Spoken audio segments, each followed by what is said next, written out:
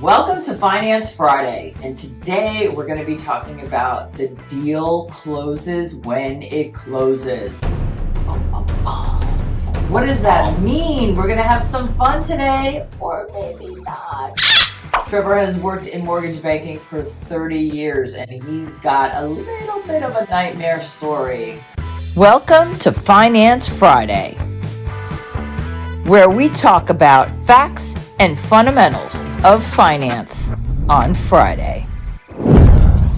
I worked many years ago with a top producing loan officer at a mortgage bank where I was working, and he brought a lot of business in, and I was kind of a new kid on the block climbing the ladder. I came across an attorney who could potentially refer business to me, and I'd been working with that attorney on one of my transactions, except the attorney said, "Oh no, wait, that's where you work? Oh, I'll never do business with your company because so-and-so is a nightmare and your company is a nightmare."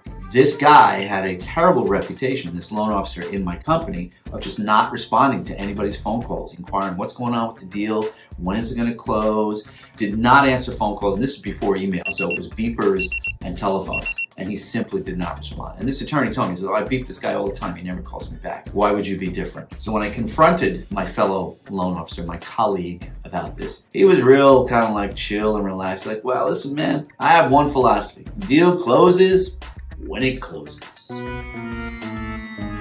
Wow. Yeah, wow. Made me look bad. On the positive side of this story, he kind of wasn't really wrong because there really is a process. The fact that he was a terrible communicator is a whole other issue. Sure. The fact is he never spent any time communicating to manage expectations. We've done a video on managing expectations, we've emphasizing on follow-up. Sometimes the timeline to close can really be a bit much, and especially with how many people are involved. We were working on the business acquisition deal, and the sellers were involved, had to get involved. They just could not get their head around what was needed, even after the loan was approved. And they knew that we were going to do this deal. And they just, why this, why that? Weeks. Pushback, all this pushback. Weeks and weeks. And his attitude was so bad. And submitting a document at 10 a.m. this morning and then sending an email at 1:30 tomorrow afternoon going, "So when are we closing?" is not really understanding the process either. So I think that's really kind of the core of what we want to discuss today is that the deal closes when it closes. There is a real process to it.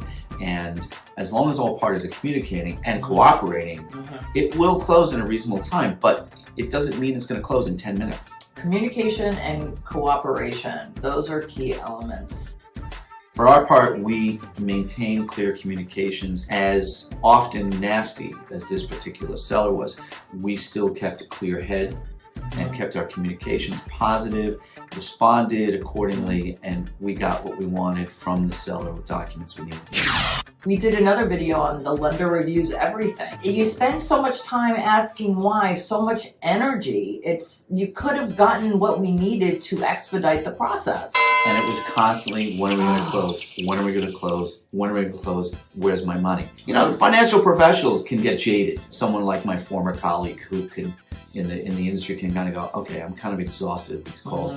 The deal's going to close when it closes." And he goes chill. The other thing too is, and I might be going off script, This is not a drill.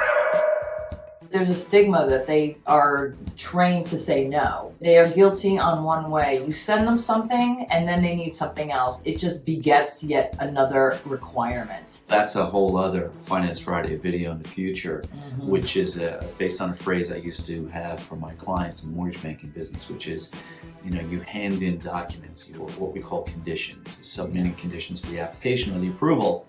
And my phrase was, well, conditions tend to have babies. People can get upset about the process, but when all is said and done, if there's clear communication, there's a process. And you have to just be patient.